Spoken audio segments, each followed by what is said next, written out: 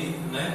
Para os irmãos que não me conhecem, eu sou o Jonathan, eu fui batizado nas águas aqui, desse tanque batismal, né? E é um privilégio estar aqui mais uma vez, né? E eu não sei se vocês repararam quando o irmão Moacir pediu para que as visitas levantassem a mão, mas a estatura não me favorece muito, então eu não vi ninguém. Então, mais uma vez, por gentileza, as visitas levantem as mãos. Glória a Deus. Eu fiquei curioso que ele disse, glória a Deus, tem muita visita, eu tinha que ver isso também, né? Então, meus irmãos, que vocês se sintam abraçados, certo? A vontade que a gente tem com muita alegria de chegar e dar um abraço em cada um de vocês, né? Mas como é muita gente, né? Glória a Deus por isso, né? Fica inviável, né? Então se sintam todos abraçados por mim e pelos irmãos da igreja, certo? Que vocês se sintam à vontade e, claro, sintam o desejo de sempre voltar à casa do nosso Pai Celestial. Amém? Glória a Deus. Meus irmãos, eu estou aqui com uma tarefa mais difícil até do que simplesmente pregar, porque foi me dada a tarefa de substituir o pregador dessa noite, né? O irmão Pedro, a qual nós tivemos o privilégio de conhecer esse final de semana, né? E receber em nosso lar, lá em casa. Ele, por motivos superiores, ele, sua esposa e seus filhinhos tiveram que partir agora à tarde, né? Então a pregação é a mesma, né? Que ele iria passar, né? Claro que eu não vou, substituí-lo, como eu poderia dizer, de maneira louvável, né? Porque ele serviu muito de inspiração para mim, né? Ele esteve esses 2 dias lá em casa e ele foi uma inspiração enorme.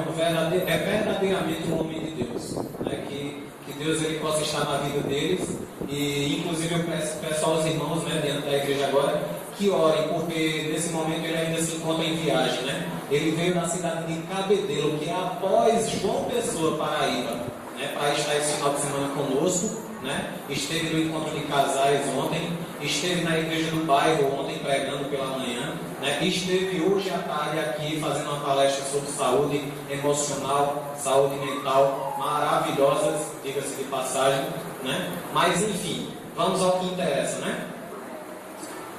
Bem, meus irmãos, o tema dessa pregação de hoje é relacionamento. Nós vamos entender melhor, né, esse assunto e vamos perceber a necessidade que nós temos, né? E como vai ser passado em slide, eu vou pedir agora para que os nossos irmãos, né, eles fiquem à vontade para ir para aqui para frente também, para que a gente possa ver, ok?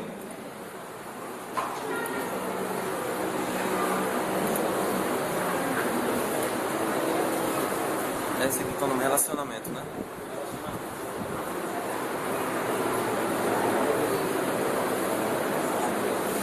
Aos que ficaram curiosos em relação ao livro do irmão Pedro, após, né, a pregação, que é o mais importante, eu vou mostrar aos irmãos o trechinho do livro.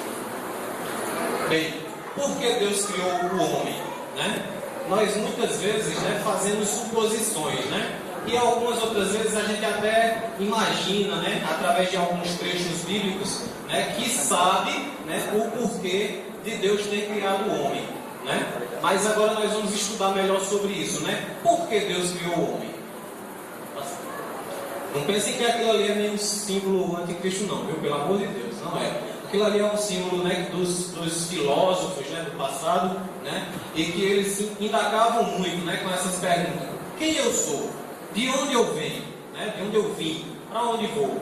Né? Essas perguntas eram muito comuns no tempo de Aristóteles, Sócrates, né, e tudo mais. Tá certo? Quando considero a brevidade da minha vida engolida pela eternidade, antes e depois, o pequeno espaço que preencho e que sou capaz de enxergar, tragado na imensidão infinita de espaços sobre os quais sou ignorante e que não me conhecem, fico assustado e atônito por estar aqui. Quem me colocou aqui? Por ordem e instrução de quem este tempo e lugar me foram alocados? Blaise Pascal, né? Então a filosofia antiga, ela tinha esse costume, né? O ser humano ele se questionava, né? Quem eu sou? Por que eu estou aqui? O que eu estou fazendo aqui? Qual o propósito da minha existência? Né? Tem algum propósito? Eu vim para fazer alguma coisa aqui nessa terra? Né? Ou eu simplesmente vou fazer o que a biologia ensina, né? Nascer, crescer, né? Se multiplicar, envelhecer, morrer, né? Claro que não, né? Nós não estamos aqui apenas para isso. Pode passar aí. Criados para glória e louvor. Efésios 1, verso 11 e 12. Vamos dar uma olhadinha? Efésios capítulo 1. Na Bíblia que a igreja dá, é na página 158. Efésios capítulo 1. Amém? Tem alguém na misericórdia? Então vamos lá.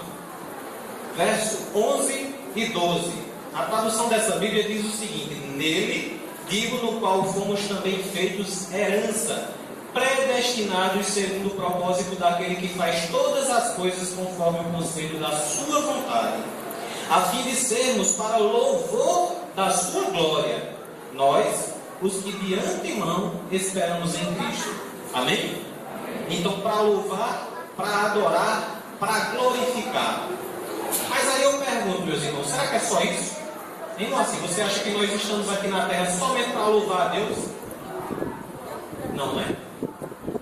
Eu faço a seguinte pergunta, né? Atrelada a essa.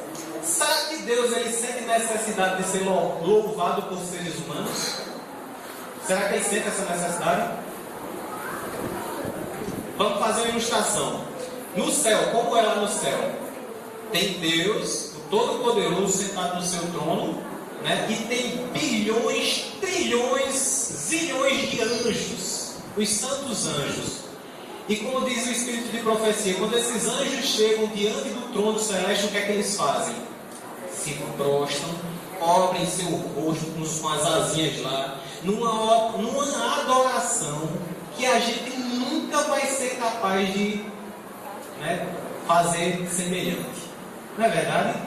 Aí eu volto a perguntar, será que Deus estava carente de adoração quando fez o homem? Não. Ele tinha os santos anjos que louvam muito melhor do que nós, que adoram muito melhor do que nós. Não é verdade? Então aí eu pergunto, se não é para louvar, adorar e glorificar somente, então para que mais? Para que Deus criou o homem? Vamos saber, né? Qual a real finalidade? Vamos ver primeiro Gênesis capítulo 2:18, no iniciozinho da Bíblia. Gênesis capítulo 2, verso 18. Basta virar a primeira página, está na segunda. Capítulo 2, verso 18, amém? Disse mais o Senhor Deus: não é bom que o homem esteja só. Far-lhe-ei uma auxiliadora que seja igual, ou idônea, né, como diz a tradução. Aí, vem a questão. Com esta declaração divina, é nítida a finalidade da criação do homem. A relação interpessoal desenvolvida tanto na igreja, na família, na sociedade, mostra esta capacidade distinta que os seres racionais têm para se relacionar. Quando Deus criou Adão, ele deixou Adão lá no Éden, Adão estava lá, triste, abatido, desanimado. Aí ele olhou para Adão e disse: Adão está precisando de mais alguma coisa. Foi assim ou assim?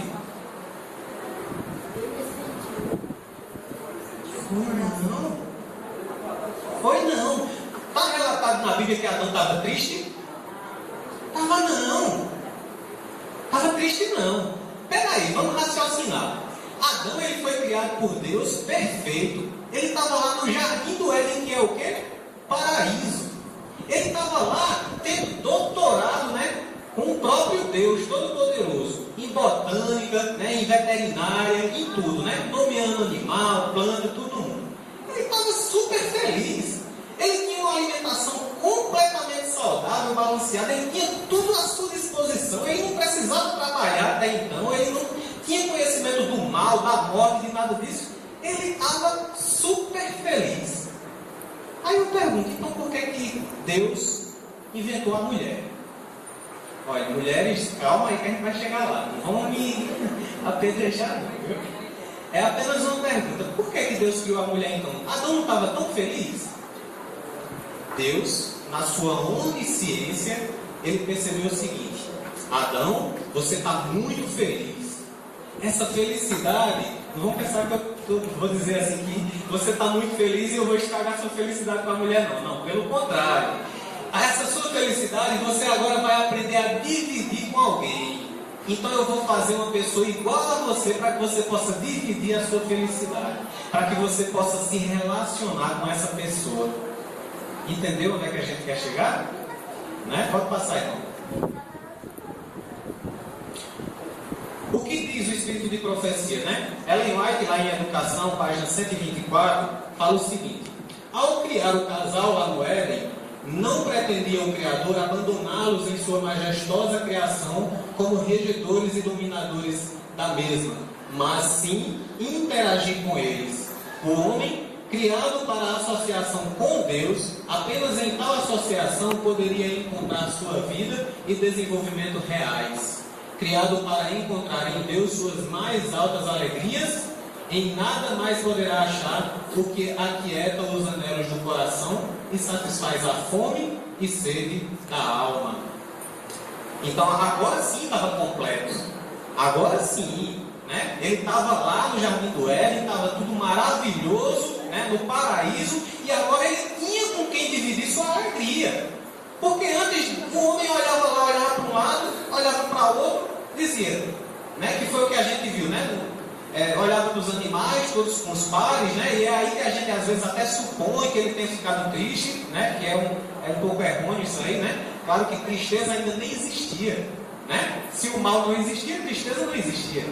Então, Deus, que é onisciente, percebeu, peraí, ele tem que dividir a alegria dele com alguém, ele tem que se relacionar, né? Então criou lá, né? Fez o que nós já sabemos, colocou Adão para dormir, né? Tirou a Eva das costelas de Adão, enfim. Vamos lá, pode passar.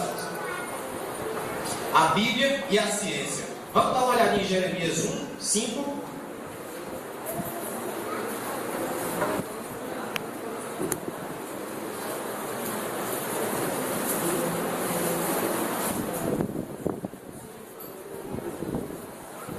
Jeremias capítulo 1, verso 5. A tradução dessa Bíblia aqui está na página 506 do Antigo Testamento. Amém?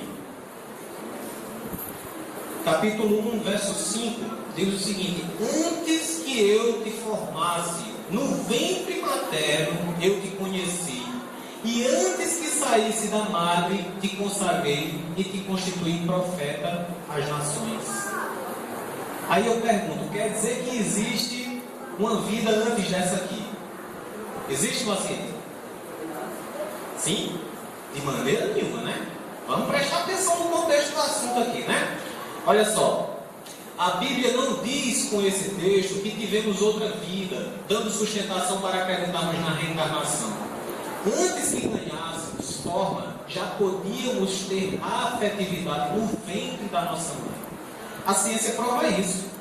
Uma criança lá na barriga da mãe, com menos de 3 meses de idade, né, ela ainda não está com seu cérebro formado, ela ainda não está com seus braços, com suas mãos, com quase nada formado. Ela ainda é um feto, está na fase ainda fetal, né? E aí o que é que acontece? O seu coraçãozinho, né, quem é mãe, quem já fez um ultrassom antes do 3º mês, sabe, o coraçãozinho já está lá, ó. Rápido, sentindo todas as emoções. É ou não é? Ali, a partir daquele momento ali, ele já sente a presença de Deus, ele já sente as emoções da mãe. Quando a mãe chora, ele sente. Quando a mãe ri, ele sente. Quando a mãe se acalma, né, vai dormir, ele vai dormir também, fica quietinho. Quando a mãe se irrita, ele se irrita também. Ele chupa dedo. Ele já sente, ele consegue interagir com a mãe, com o pai, com as pessoas que falam até de fora da barriga. Às vezes você que é pai teve esse momento, você fala lá com o seu filho ainda feto, né? Ele ainda não é uma pessoa, ele ainda não é, pode-se dizer assim, ele ainda nem sequer é um ser humano. É isso que Deus está dizendo aqui nesse verso. Antes que você se forme lá, antes que você se formasse no ventre da sua mãe, eu já te conheci. Então não é uma outra vida, né? Pode passar, senhora. As provas são as seguintes, dessa questão de relacionamento. Provas psicológicas. Eu acho que os irmãos já sabem, se você pegar um homem, né, seja no trabalho, seja numa prisão, seja onde for, joga ele na solitária, deixa ele lá um ano, à base de comida, pode dar até conforto, se for o caso, né? Mas deixa ele sozinho, sem falar com uma única pessoa, sem se relacionar, sem olhar para a cara de outro indivíduo qualquer. Quando você abrir a porta depois de um ano, o que tem acontecido com esse homem? Ficou louco, ficou com depressão, se matou, fez... Na verdade, isso é a maior prova psicológica de que nós temos a necessidade de nos relacionarmos. É uma necessidade primordial. Isso parte desde a nossa formação no ventre das nossas mães. Por isso que o bebezinho lá, mesmo antes da formação, já chuta, já chora, entre aspas, né? Já chora, já ri, já tem alegria, já se irrita, né? Prova social e filosófica. É comum você ver as crianças saindo da escola tudo junto. É comum você ver as crianças sempre conversando ali na escola. Não é comum, não é verdade? Quer prova mais, né, concreta, quer prova maior, né, da necessidade social, né? Você no tempo de escola também, né? Você no trabalho, será que você consegue ser frio a ponto de entrar no seu trabalho, não dar um bom dia, uma boa tarde, uma boa noite para ninguém, fazer lá suas tarefas, seja o que for, e sair da mesma forma e não falar com ninguém? Acho que não, né? Acho que você sente aquela necessidade de falar com as pessoas, não é verdade? Teológicas. Aqui na igreja também acontece isso aqui, não acontece? Já pensou se eu entrasse aqui por essa porta, viesse aqui, abrisse a Bíblia, lesse, não desse uma boa noite, não falasse nada com vocês, só lesse, e depois voltasse e saísse, fosse embora? A pregação não ia prestar nada, né? Não ia servir para nada, ia entrar no ouvido e sair no outro. Não é verdade? Já pensou se nós, né, como irmãos, a gente chegasse aqui, todo mundo se sentasse, ninguém se cumprimentasse? Seria triste, né? Seria uma verdadeira falência, né? Posso dizer assim. Pode passar aí. Para que foi criado o homem, então? Para se relacionar com Deus, com o próximo e com a natureza.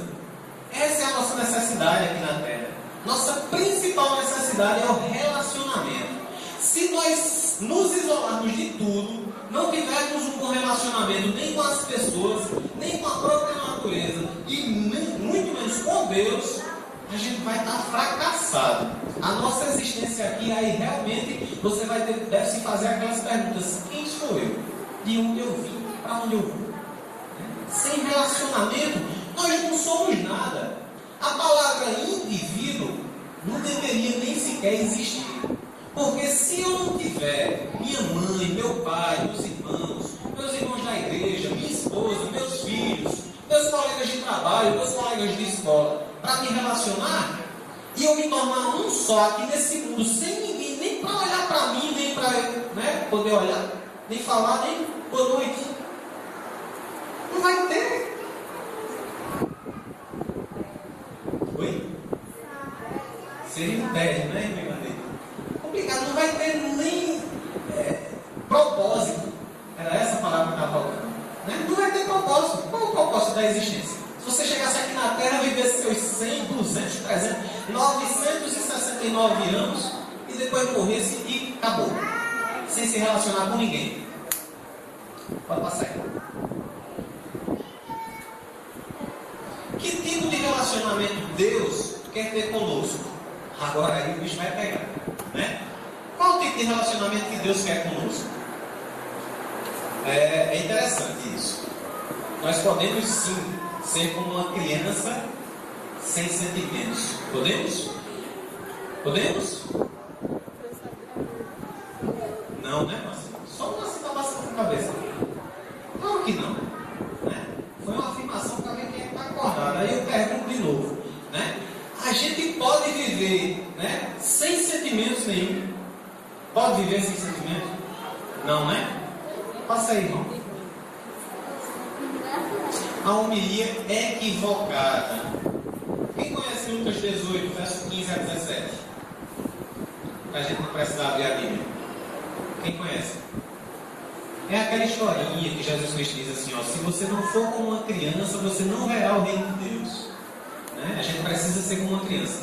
Só que há um equívoco, né, nessa passagem. Muita gente acha que Jesus Cristo, quando falou isso, estava se referindo ao fato da gente ter que ser manso, meigo, não guardar rancor, ser puro, perdoar. Mas espera aí, de quem são esses atributos?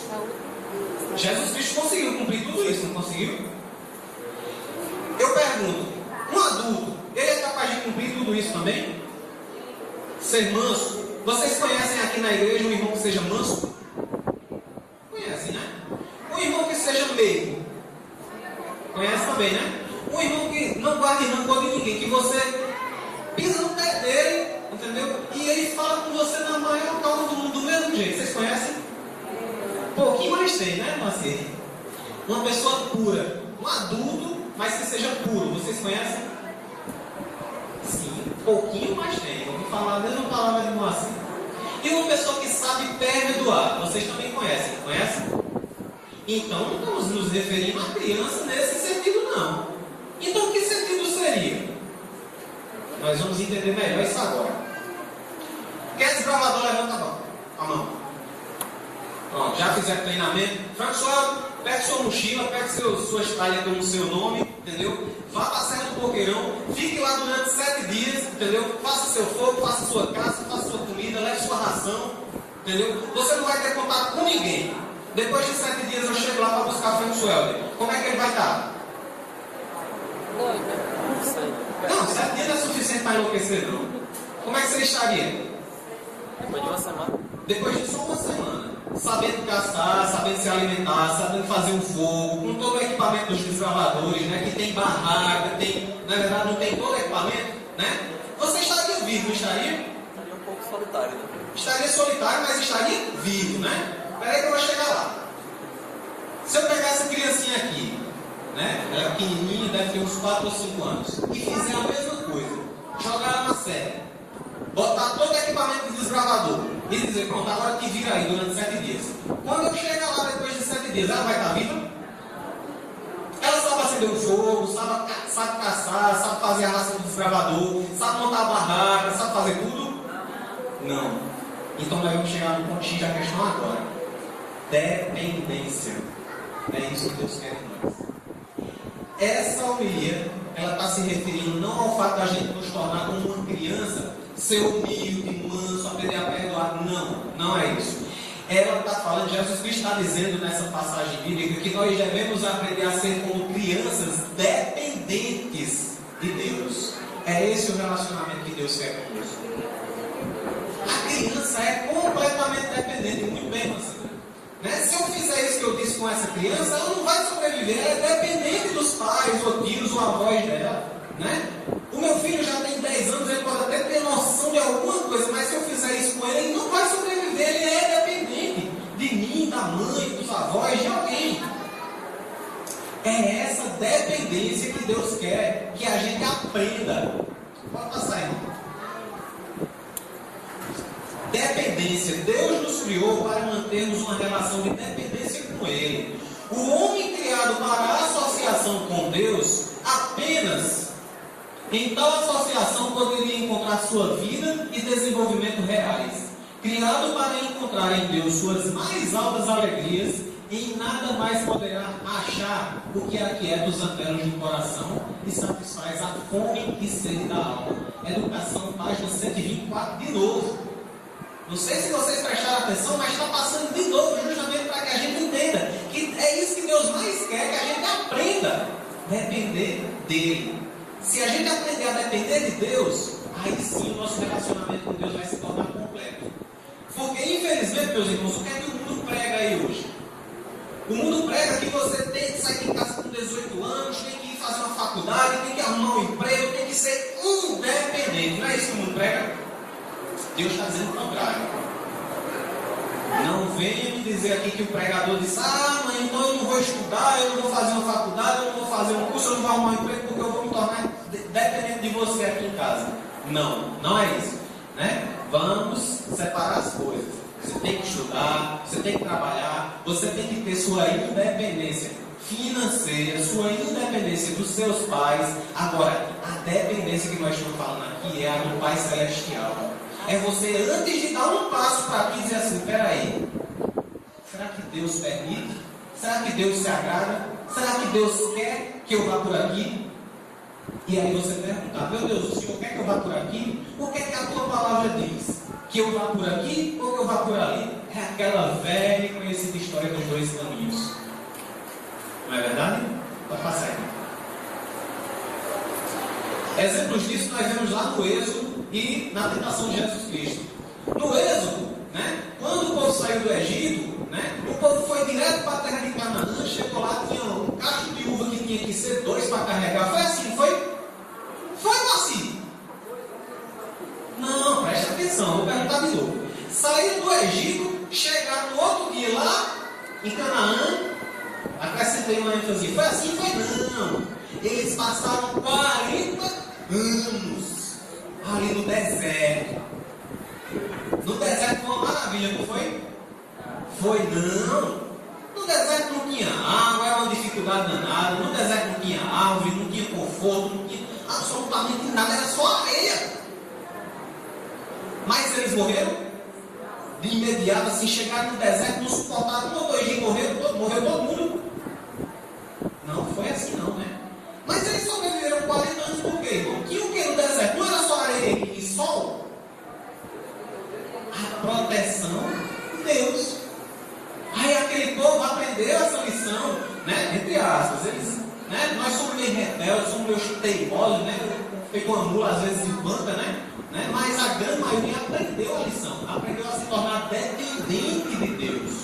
Quando queria beber água, dependia de Deus. Quando queria comer, dependia de Deus. Entendeu? Quando era de manhã, de tarde, o sol ia queimar todo mundo, eles dependiam de Deus. Vinha lá a nuvenzinha para proteger do sol. Quando era de noite, eles pensavam assim: vixe, vai morrer todo mundo congelado. Aí vinha uma coluna de fogo e aquecia todo mundo. Dependência. Eles aprenderam, né? Pelo menos os que são fiéis, né? Aprenderam a lição. Jesus Cristo se batizou, né? Ele foi lá no rio, falou com João Batista, se batizou, aí saiu lá e disse: agora eu vou para casa, eu vou comer e depois eu vou pregar o evangelho. Foi assim? Ele foi para onde então? Depois do batismo?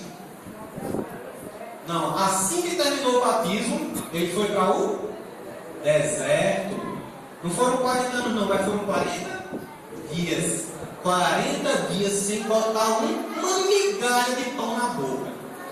Certo? E aí depois disso ele diz: não só de pão viverá o homem, mas de toda palavra que procede da boca de Deus. Dependência. Até Deus Filho, Jesus Cristo, teve que aprender, quando esteve aqui nessa terra, né, com carne e osso, né, como um ser humano, né, mesmo ele sendo plenamente Deus, mas também sendo plenamente homem, ele teve que aprender a depender de Deus Pai. O próprio Jesus Cristo. Vocês já se pararam para se perguntar por que antes dessa tentação, né, dos 40 dias de jejum, do deserto, por que antes de tudo isso Jesus Cristo não fez milagre e não fez coisa? Vocês já pararam para se perguntar sobre isso? Vocês já repararam lá na Bíblia que ele só começou a fazer os milagres e as curas que são incontáveis, mas ele só começou a fazer isso após a provação no deserto? É porque aquele período ali foi de extrema importância para que ele aprendesse a se submeter à vontade do Pai. Ele aprendeu a se submeter à vontade do Pai. Ele já sabia, porque ele foi o único homem, entre aspas, que foi destinado a alguma coisa aqui nessa terra. Mas mesmo sabendo de tudo isso, né, ele precisou aprender a depender do Pai. Já pensou que maravilha? Vou passar. Deus não é convencional. Aí vem a questão: peraí, eu tenho que depender de Deus sim, tudo bem, eu estou entendendo tudo, mas às vezes eu não entendo o que é que Deus quer na minha vida. Já faz 5 anos que eu peço a Deus uma esposa, ou então um marido, e Ele não me dá. Já faz 2 anos que eu estou desempregado, peço um emprego para Deus, sou fiel, estou na igreja e Ele não me dá. Já faz 10 anos que eu peço isso para Deus. Peraí, por quê? Eis a questão. É aí que está o problema. Não tem essa de porquê. Com Deus não tem porquê. Deus não pode ser questionado. Né? Deus não precisa ser entendido. Deus só precisa ser aceitado. Você precisa aceitar a vontade de Deus. Porque é muito estranho. Na escola sabatina, os irmãos que tiveram a oportunidade de ver da outra semana, Oséias teve que pegar uma mulher prostituta, se casar com ela, ela ia lá, adulterar, fazia coisa errada, ele pegava lá e casava com ela de novo, ficava com ela de novo. Foi por ordem de Deus. E aí, a gente lendo isso no início, a gente fica imaginando, mas para que isso? Aí depois, quando tudo é destrinchado, aí você entende, olha aqui o propósito de Deus. Deus tinha o propósito de fazer uma metáfora com isso, para ensinar que o seu povo também se prostituía espiritualmente e tudo mais. Né? Quem estudou sabe do que eu estou falando. Né? Então, os propósitos que Deus tem para a nossa vida, muitas vezes, né, nós questionamos. Mas isso é o que nós não podemos fazer. Nós temos que aprender a sermos dependentes. Rogério costuma dizer o seguinte: Deus escreve certo, está errado. Deus escreve certo por linhas certas. Nós é que enxergamos tudo. Deus escreve tudo certinho, por linhas certinhas. Aí vai acontecer tudo no tempo certo, tudo da maneira que Deus quer, tudo para o nosso bem. Mas aí a gente não entende nada, a gente tem uma mente finita, né? A gente não entende os propósitos de Deus. A gente quer as coisas do nosso tempo. Aí a gente fica, mas por quê? Mas por quê? Mas para quê? Porque Deus mandava ele colocar, se relacionar. Exatamente. Aquilo ali foi um exemplo maravilhoso. Porque nos faz refletir que acontece a mesma coisa com a gente. Né? Que nós somos, entre a esposa de Deus, infiel, e ele que é o marido, o esposo, né, está sempre disposto a nos perdoar e a nos trazer de volta. Não é? Várias e várias metáforas que estão lá na Bíblia, né? E a gente fica sem entender, mas quando a gente lê, a escola sabatina não é fazendo propaganda, né? No dia de domingo da escola sabatina, não, mas é uma bênção por isso. Porque tem coisas que antes eu lia na Bíblia e dizia, mas qual o propósito de Deus de fazer um negócio desse? Parece que Deus gosta de judiar do povo, né? Às vezes a gente pensa assim ou assim. Só que quando você estuda melhor a Bíblia, e a escola sabatina é uma bênção por isso, aí você, agora eu estou entendendo. Pode passar. Como se relacionar com Deus, então? Quais são as maneiras? Oração, leitura da Bíblia, louvor, adoração. Agora eu pergunto, estamos fazendo tudo isso? Ou será que a gente faz só uma oraçãozinha de 5 minutos, aí canta só um minutinho e diz, pronto, missão cumprida? E outra pergunta, será que nós estamos nos relacionando com Deus todos os dias? Ou só no domingo, vindo para a igreja? Só no sábado? O relacionamento com o próximo depende do relacionamento com Deus. Meu amigo, minha amiga, se você briga dentro da igreja, se você briga no seu lar, estou falando briga mesmo assim, não consegue entender, não consegue se comunicar, às vezes você está lá brigando, discutindo com sua esposa, mas parece que a gente não vai entrar num acordo nunca. Pode ter certeza que é porque o relacionamento com Deus também está meio. Se você tiver um relacionamento com Deus, onde você tem oração, leitura da Bíblia, louvor, adoração, né, comunhão diária, e como diz a palavra, todo o dia, não é todo dia não, presta atenção no O, todo o dia, significa o dia todo, um relacionamento, uma comunhão com Deus o dia todo, aí sim você vai conseguir se relacionar melhor com seu cônjuge, com seus filhos, com seus irmãos da igreja, com seus colegas de trabalho. Pode ter certeza disso. Pode ter certeza. Pode passar aí. O ideal de Deus. Igreja. É uma forma de se relacionar com Deus e com o próximo. De uma vez só. Quais são os 2 grandes mandamentos? Amar a Deus e amar o próximo. Pronto. Na igreja você aprende a fazer essas 2 coisas de uma vez só. Na escola pode ser que você aprenda uma. No trabalho pode ser que você aprenda uma. Na sua casa orando pode ser que você aprenda outra, que é com Deus. Agora na igreja você aprenda as duas de uma vez só. Então, tem lugar melhor para aprender as duas lições de uma vez só? Não tem. Não se preocupe que você não vai achar lugar melhor dentro desse planeta aqui. Você não vai achar lugar melhor do que a igreja para aprender a se relacionar bem com Deus e com o seu semelhante, com o próximo. Ah, mas eu nunca vou conseguir falar com o irmão fulano de tal porque tem uma mágoa, não sei quando. Aprende sim, né? Primeiro começa a ter um relacionamento mais íntimo com Deus, para ver se tudo quanto é de mágoa não sai do teu coração, tudo quanto é de orgulho não sai do teu coração, egoísmo não sai do teu coração. Aí de repente tu chega para o irmão que você acha, né, que fez tanto mal para você e diz: meu irmão, me perdoe. Você é que vai pedir perdão para o irmão. Pode passar. Como desenvolver um relacionamento com Deus? Aí nós vamos entender melhor essa questão de orar, de ler a Bíblia. Separe um momento do dia para a sua oração e leitura da Bíblia. Se você não separar esse momento com muita disciplina, há grandes chances de você desanimar em menos de uma semana. Mas se persistir, depois de aproximadamente 20 dias, esse momento será algo natural. Sem esse momento, a vida espiritual está fadada ao fracasso. Como disse Charles Spurgeon, orar é subir com asas de águia acima das nuvens e chegar ao céu claro, habitado por Deus. É entrar na casa do tesouro do Senhor e fartar-se de uma fonte inesgotável. Que coisa linda, meus irmãos, que coisa maravilhosa. Encerramos, irmãos, essa parte. Eu fico imaginando, meus irmãos, a felicidade do nosso Deus quando a gente, né, entra em comunhão com Ele. Eu fico imaginando, né, quando nós nos ajoelhamos para orar com aquela, vamos dizer assim, necessidade de falar com Deus mesmo, né? De olhar assim pelos olhos da fé para Deus, enxergar Deus na nossa frente assim, e nos derramar diante de Deus.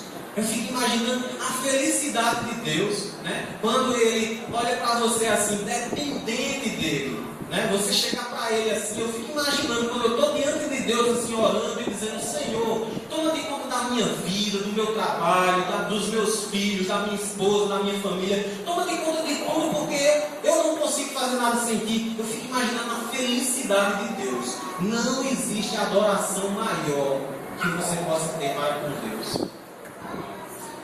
Para finalizar essa passagem, eu vou ler um trechozinho do livro do nosso irmão e depois eu falo um pouco sobre esse livro. Eu sei que a hora já estourou um pouquinho, mas essa passagem é impressionante, muito bonita mesmo.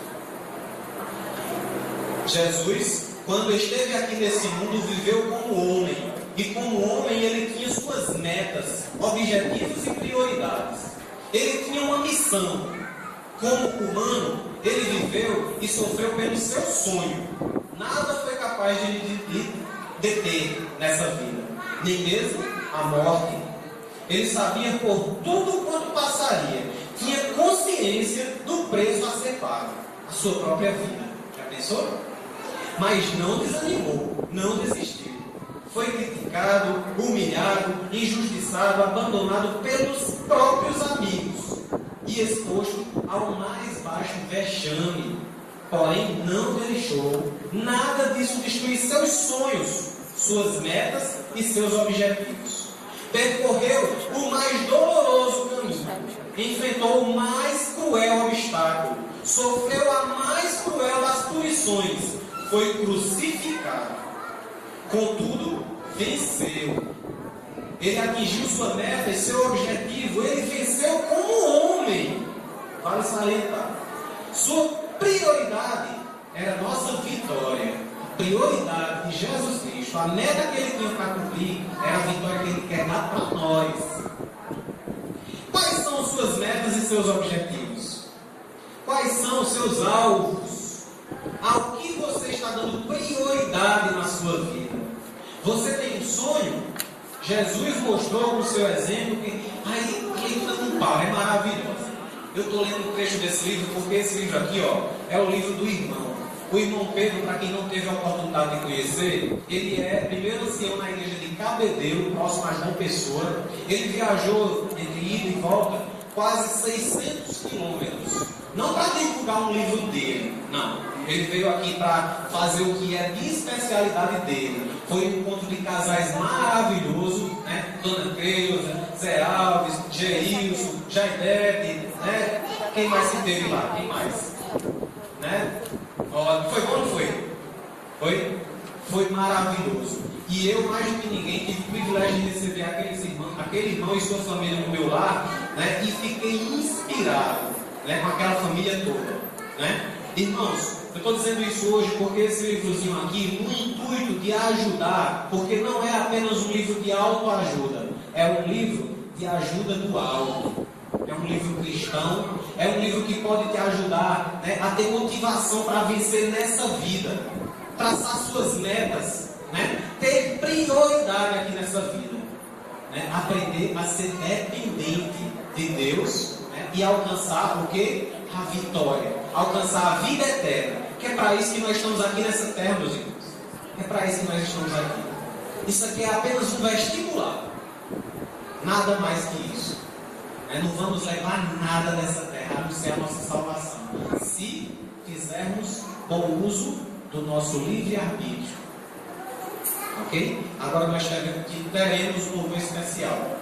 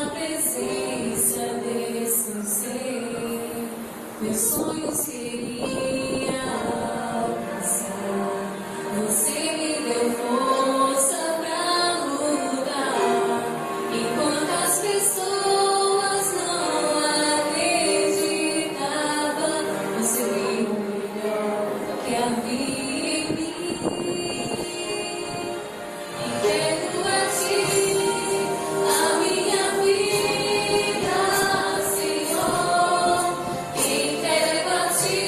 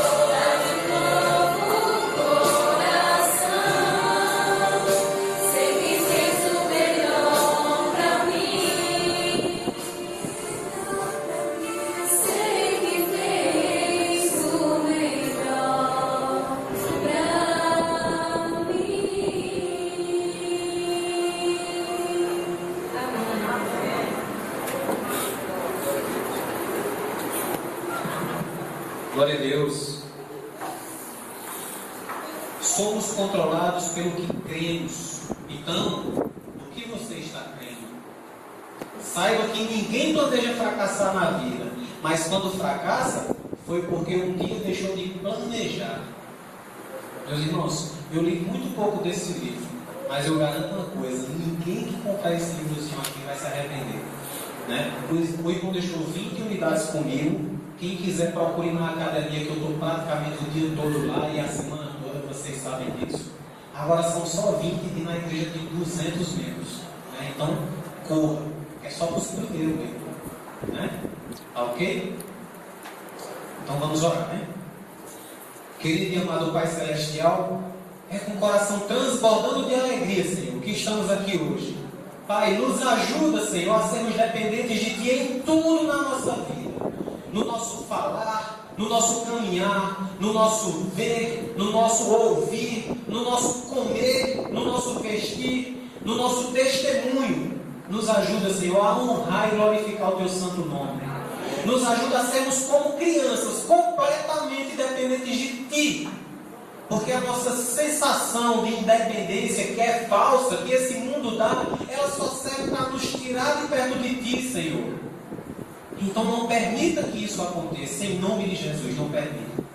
Pai querido e santo, nós te rogamos nesse momento que esteja com todas as pessoas que estão aqui nesse livro de oração, Pai.